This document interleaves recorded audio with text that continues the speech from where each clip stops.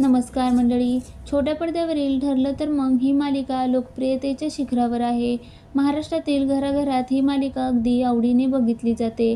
या मालिकेचं कथानक, कलाकारांचा अभिनय तसेच त्यामध्ये येणाऱ्या ट्विस्टमुळे ही मालिका TRPच्या शर्यतीत देखील अव्वल स्थानावर असते.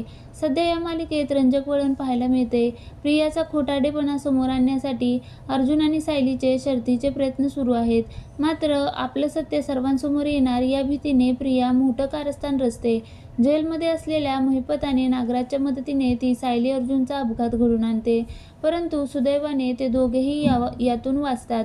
आता प्रियाचं हे खरं रूप जगासमोर आणण्यासाठी सायली आणि अर्जुनने कंबर कसली आहे. पैशासाठी प्रिया कोणत्याही थराला जाऊ शकते, यासाठी तिने नवरा अश्विनला देखील कित्येकदा फसवते. यासाठी अर्जुन आणि सायली मोठा प्लॅन बनवतात.